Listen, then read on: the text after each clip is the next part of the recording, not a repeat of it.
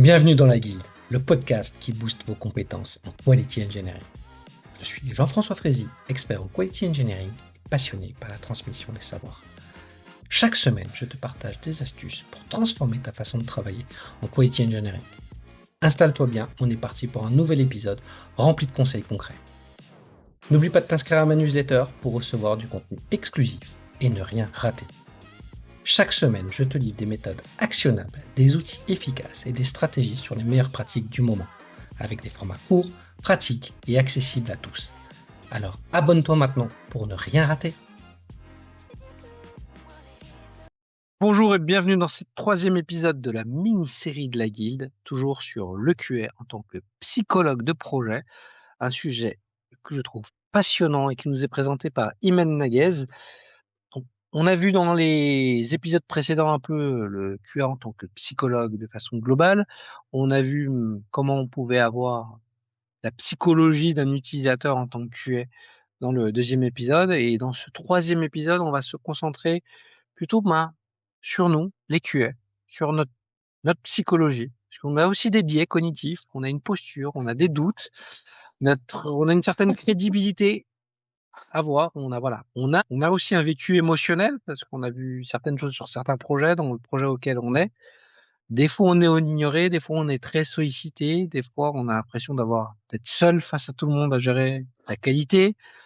Une pression importante, souvent parce qu'on est en bout de chaîne, quoi qu'il arrive, même si on a une agilité, des fois, il faut faire les choses. On est un peu la variable justement sur le temps, faut pas se leurrer. Et mine de rien, il y a toujours ce besoin de reconnaissance et un peu ce syndrome de l'imposteur qu'on a tous au fond de nous à gérer. Donc voilà, beaucoup d'émotions à voir. Comment tu vois ça, toi, sur la psychologie des QA, en tant que QA, test manager aussi? On Oui, parlera peut-être un peu plus du test manager dans un épisode dédié, donc surtout des QA.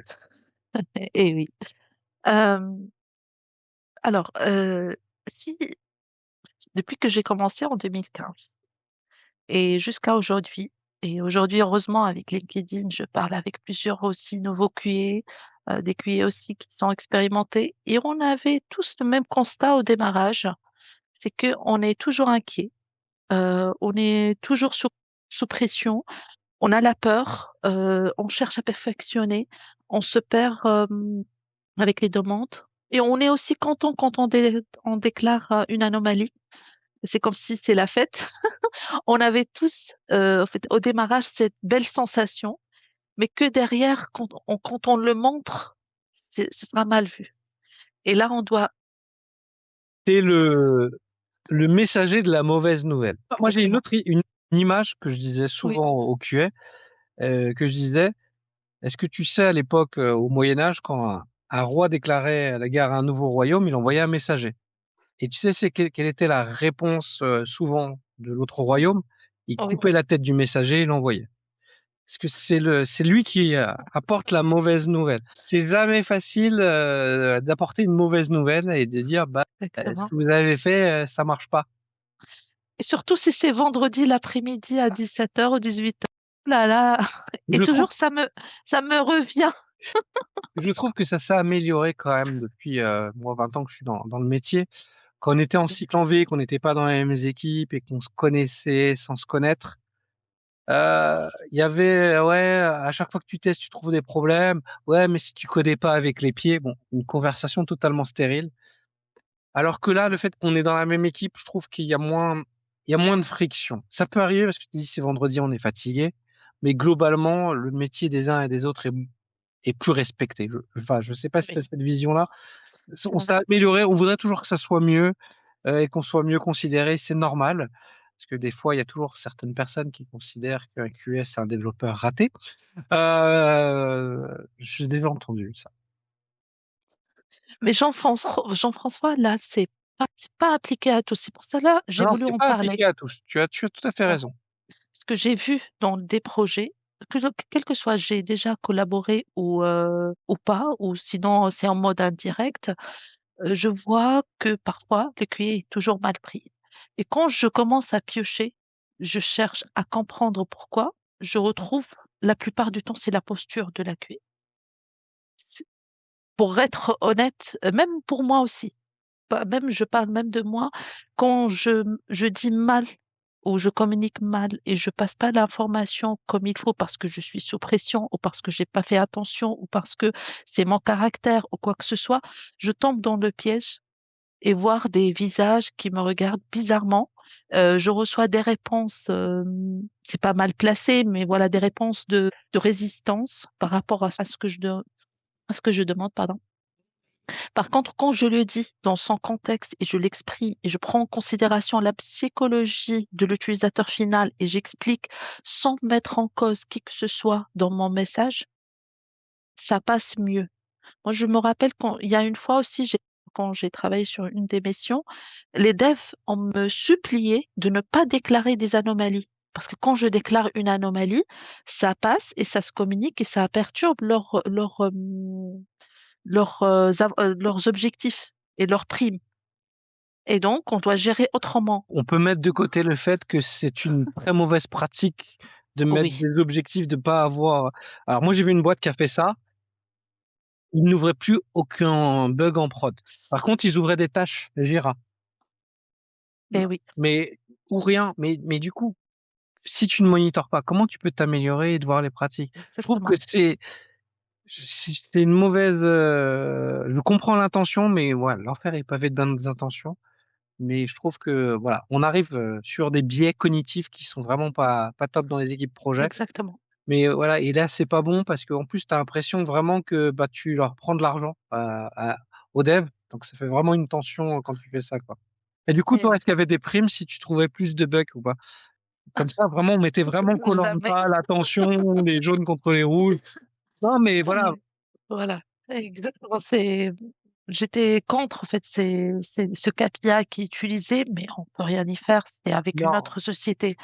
Donc, c'est difficile. Mais du coup, j'ai cherché, j'ai pas, avec eux, ils ont senti que, voilà, on va chercher une solution ensemble. Et du coup, on a trouvé une solution qui était efficace pour ne pas oublier l'anomalie, pour le garder dans notre historique, mais en même temps, on a mis des deadlines. C'est que si ça soit corrigé rapidement, voilà qu'est-ce qu'on fait. On a fait un petit workflow spécifique chez nous en interne, sans vraiment le diffuser à la direction. Mais il y a aussi, mais il y a aussi au fait que le QA ici, il doit avoir la posture d'être, qu'il est un accompagnateur, qu'il est là à poser des questions, remettre en question, de ne pas perturber la continuité de la livraison ou de développement, mais en même temps aussi, il ne doit pas prendre tout sur son dos. Donc, il doit aussi être là pour communiquer la valeur de la qualité. Il montre aussi ce qui ne va pas, ce qui va, ce qui marche. Il doit aussi communiquer que quand tout va, qu'il y a un no-go, quand il y a un problème, il faut le dire à n'importe quel moment. Il faut pas aussi se dire, ah ok, j'attends d'abord qu'ils finissent leur démo pour leur dire et qu'ils finissent, je sais pas, quelque chose pour leur dire. Il faut remonter très tôt.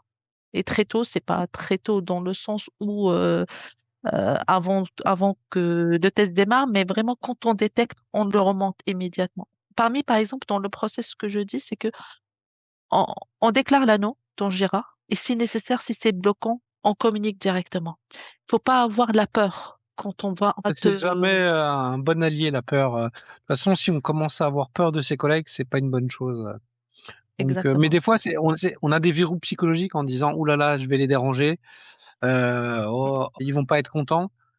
Et ton rôle, malheureusement, c'est d'annoncer que quand ça marche pas. Mais si tu changes ta posture et que tu dis, écoutez, là, on a eu souvent ces problèmes-là, travaillons ensemble plutôt pour que ces problèmes n'apparaissent plus. Comment on peut faire? Moi, je suis là, je sanctionne. Je, je- Quand t'es Oui, comme oui. ça, on est dans de l'exécution. Donc, le but, c'est d'arriver un peu plus shift left et d'être Yes. dessus. Et aussi, ce qu'il faut voir, c'est que les devs vont travailler ça avec certains QA où on a un QA qui a le défaut de notre qualité, c'est-à-dire vouloir la perfection. C'est-à-dire qu'on va mettre, c'est pas le bon verre. Et le mettre au même niveau d'exigence et de problématique qu'un flow fonctionnel qui ne marche plus. Et à partir de là, on commence à être inaudible. Parce que si tout est important, Voilà. plus rien n'est important. Et ça, voilà. Je pense que il faut faire aussi attention, voilà, à la Parce que sévérité du problème qu'on va mettre dessus. Et si on bien met sûr. tout dire, c'est top niveau priorité urgent, ouais, bah en fait, les élèves, ils ouvrent même plus les bugs. Ils disent, bon, on verra au prochain sprint ce qu'on corrigera. Et dessus, il faut faire Mais attention à la psychologie qu'on renvoie et par il rapport y a aux aussi la émotions qu'on a. pression, Jean-François. Si tu vois ici des QA qui travaillent à partir, surtout avant des livraisons, de 7 heures du matin à 20 heures, 21 heures. J'ai Ouais, vu le ces cas week-end, devant mes propres yeux. Les week-ends, et même pas me rémunérer, bien sûr. Voilà, exactement. Et une pression catastrophique pour moi. et ça, c'est à deux doigts du burn-out, hein, en travaillant comme ça. Ah bah oui, bah oui. Et c'est pour cela ce que je dis toujours je me le dis et je le partage aussi tous les jours. On travaille 7 heures, 12 heures, 15 heures, c'est pas grave. Mais l'important qu'on prend 30 minutes, 1 heure, c'est pour faire autre chose. Je parle pas de partir manger ou faire prendre une pause, mais c'est plutôt autre chose que le travail.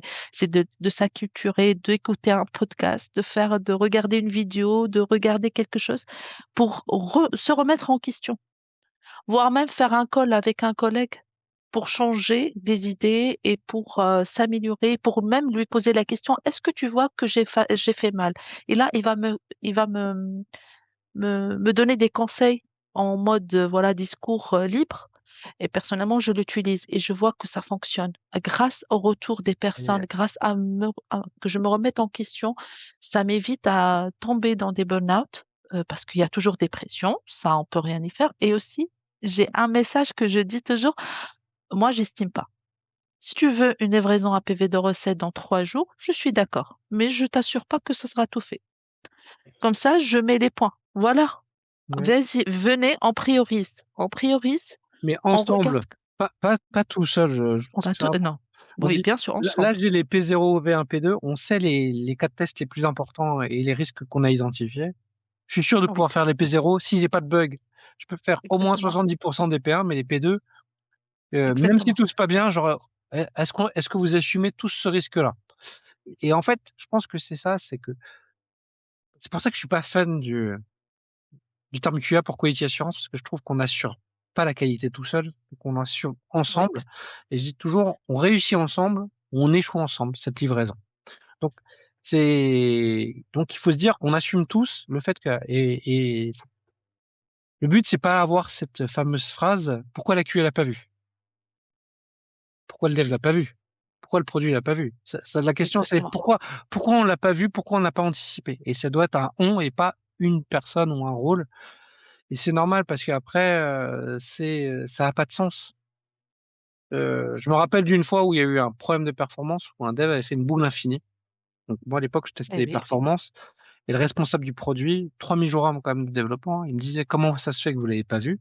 Je fais: «Bah, ça fait pas partie des scénarios à risque en non régression, ni dans les nouvelles fonctionnalités qui ont été vues».